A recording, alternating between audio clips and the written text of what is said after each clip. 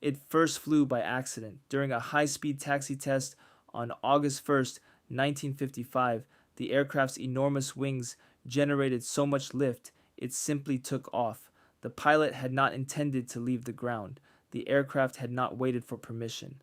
That detail tells you something important about what Kelly Johnson and 23 engineers produced in 8 months at a secret facility in the Nevada desert, something that did not behave like any aircraft built before it, that the United States Air Force had formally rejected, and that the engineers who built it questioned out loud as they assembled it. One day on the assembly floor, a worker accidentally banged his toolbox against the airplane and caused a 4-inch dent. The engineers who witnessed it shared the same unspoken thought. Was this airplane too damned fragile to fly? It flew for 70 years. It is still flying today. This is the Lockheed U-2. And the question this video is built to answer is not what it did. That record is long and documented. The question is what they built into it that made it simultaneously the most technically demanding, structurally terrifying, operationally irreplaceable aircraft in American history. Let's get into it. In 1953, the United States government faced an intelligence problem with no existing solution. The RB-47 and RB-57D reconnaissance aircraft had become vulnerable to Soviet surface-to-air missiles. A new aircraft was needed that could fly high enough to evade Soviet detection entirely. The CIA approached Lockheed. Kelly Johnson, head of the Skunk Works division and already responsible for the P-38, the P-80, and the F-104, responded with a proposal that the Air Force evaluators initially rejected. Lockheed's proposed design was based on a modified version of the XF-104 fuselage with long, slender glider-like wings, a single engine, jettisonable wheels, and a landing skid. The Air Force did not approve of the unconventional landing gear and preferred a twin-engine design. A group of scientists overruled them, presented the proposal directly to CIA Director Allen Dulles and President Eisenhower, and the project was approved. With President Eisenhower's approval, the CIA accepted the proposal. Operating with great urgency, Skunk Works produced the first U-2 just 8 months later. 8 months. From approved proposal to flying prototype, with 23 engineers and 81 shop personnel working on a program so secret it had no project name. Kelly Johnson said, "I got 23 fellows and we went to work. We didn't even give it a project name. That's a better cause, a better kind of security." The structural decisions Johnson made in those 8 months are what produced the aircraft that frightened its own builders. The weight budget was absolute.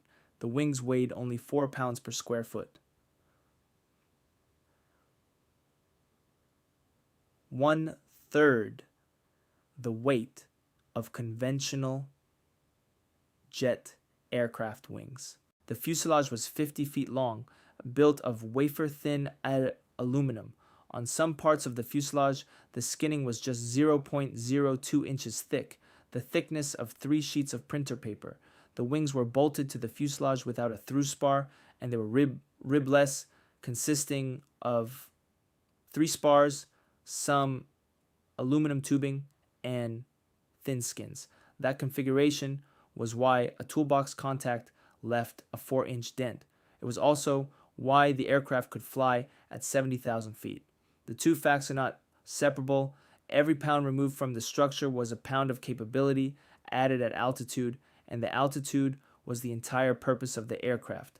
Lockheed test pilot Tony LeVier flew the U-2 on its maiden flight on August 6, 1955, and the long, thin wing produced so much lift that the lightly loaded U-2 refused to land until LeVier's 5th attempt brought it back to Earth. 5th attempt. In a conventional aircraft, a wing that refuses to land is a problem. In the U-2, it was evidence that the aerodynamic solution worked. The wing had a high aspect ratio designed for stratospheric operation, and at low altitude, it was simply operating far below the conditions it was built for. An accelerated test program revealed a number of problems, including engine flameouts at high altitude. Engineers solved the problem by developing new low volatility fuel for the Pratt and Whitney J57 turbojet. The aircraft that was too fragile to trust on the assembly floor was revealing through testing the specific technical problems that its operating environment would impose. Each one was solved.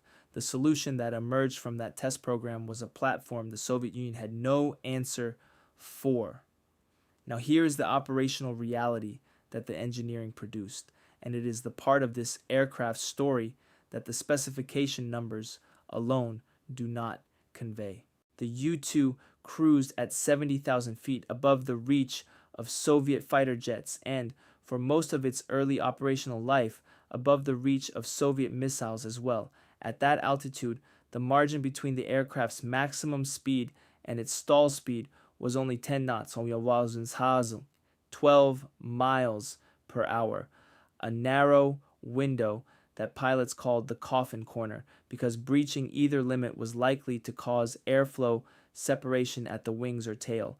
For most of a typical mission, the U-2 was flying less than 5 knots above stall speed, 5 knots in cruise, on a mission lasting up to 14 hours.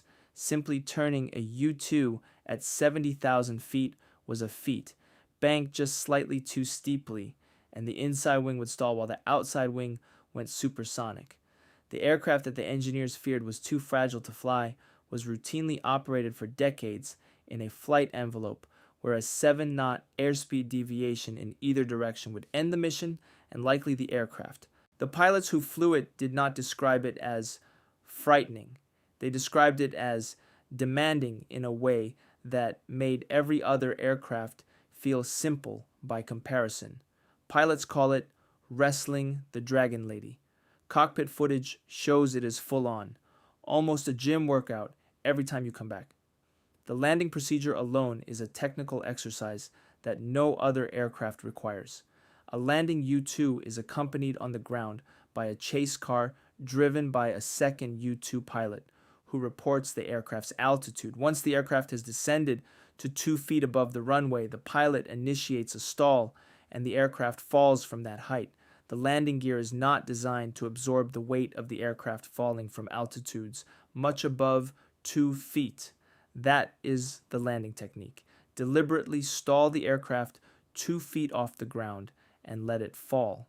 The U-2 also generated so many UFO sightings from airline pilots at 35,000 feet who looked up and saw what appeared to be a strange object flying slowly far above them, glistening in the sun, that the CIA had to develop cover stories to explain the sightings. The aircraft that was too fragile to exist was producing credible UFO reports from commercial airline crews who could not identify it because nothing in their operational experience placed a fixed-wing aircraft that far above them. The U-2 first flew over the Soviet Union on July 4th, 1956. It cruised at 70,000 feet, snapping aerial photographs of Soviet installations. This reconnaissance, unobtainable by any other means, averted a war in Europe and provided the intelligence that resolved the Cuban Missile Crisis. The aircraft the Air Force rejected and the engineers doubted flew the missions that no other platform could fly, resolved intelligence questions that no other source could answer, and produced the photographic record that gave American presidents the factual basis to manage the most dangerous confrontations of the Cold War. A hastily designed stopgap intended to fly for 2 or perhaps 4 years at most, its fragility and truculence a destroyer of airframes and killer of pilots. An airplane so difficult to land that YouTube is filled with videos of careening U-2s being chased by landing coaches in Camaros. That description, written after 7 decades of U-2 service, captures the permanent paradox of the aircraft. It was too fragile. It was too demanding. It was operationally irreplaceable. And it is still flying still on active USAF service, still the only platform that can do what it does, because the decision Kelly Johnson made in 1954 to build an aircraft around the mission rather than around what the engineers were comfortable with produced a solution that 70 years of aerospace development has not rendered obsolete. The company that built it questioned whether it could fly.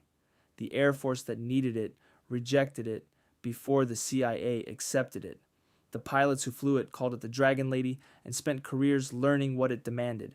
None of them ever flew anything else that compared. That is the complete answer.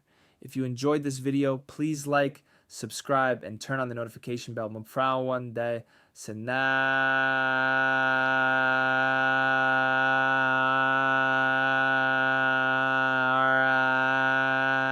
Aviation stories are coming.